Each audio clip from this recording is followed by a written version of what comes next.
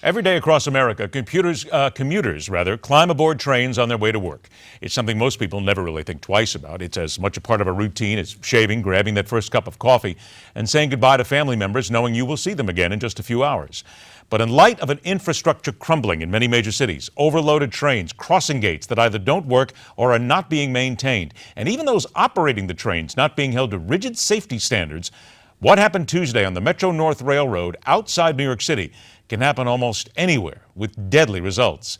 Newsmax TV's John Bachman joins us now with the latest on this story. John? Well, the NTSB just wrapped up with the news conference a short while ago, and they mentioned that they were bringing a lot of experts out there onto the scene with them to help them investigate. Specifically, some of those experts are going to look at the crossings, those safety measures that are supposed to be in place, and whether or not they were working. Not a lot of info coming out of that news conference, but I thought that was very telling. Now, as for the crash itself, officials say the crowded train struck a car that was caught on the tracks between the railroad crossing gates near White Plains, New York. The driver of that SUV was killed, and the crash caused a fire that completely burned the vehicle and the first car of the train, killing at least 5 people on board. Hundreds of passengers are scrambling to get away from the wreckage. The impact of the accident was so forceful that the electrified third rail warped and then penetrated the train car.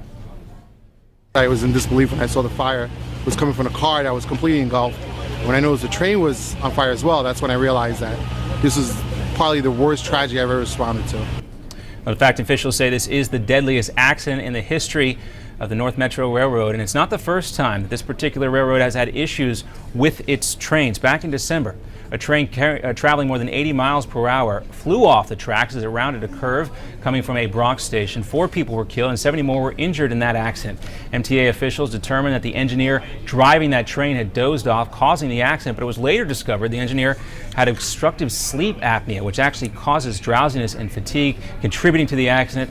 The National Transportation Safety Board had been calling for all train operators to undergo screening for sleeping disorders, but Metro-North's primary regulators and the Federal Railroad Administration had ignored that order. So that's another factor here we got to consider. 6 people have been killed so far in accidents involving North Metro rail trains in less than a year. That includes a recent derailment that happened about a week ago at Grand Central Terminal, in addition to the accident we talked about from yesterday. Now that happened about 5:30 p.m. when a train bound for Harlem jumped the tracks as it was pulling out of the Grand Central Station. Police and rail workers helped direct 800 people on board the train back onto the platform. Metro-North authorities called it a minor derailment, as no one was hurt and all the passengers were able to walk away. But Ed, as the NTSB continues to investigate here, you mentioned the prospect of these crossing arms. This has been an issue before, and who is responsible here? That's what the investigators promising to get to the bottom of. Some of the numbers here that continue to come in, John, that people don't seem to pay attention to. According to the Federal Railroad Administration, an average year in the United States, more than 3,000 train accidents occur, leading to death, injury, and property damage. And the national stats show that every 2 hours there's a train accident in the United States. We wait for the real hot and the great video of maybe an accident somewhere, but these are the little things that are happening. We're talking about every 2 hours an accident.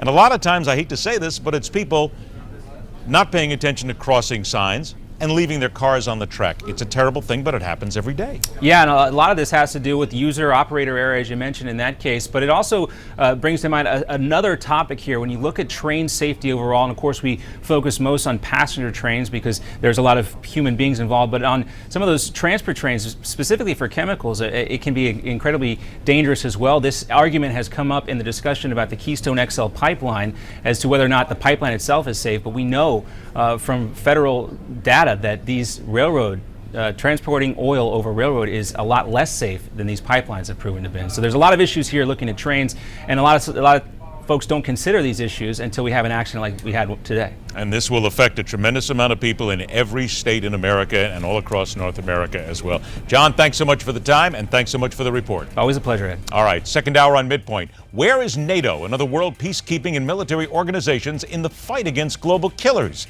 Granted, it's not what they are supposed to do. It's not what they were charged to do.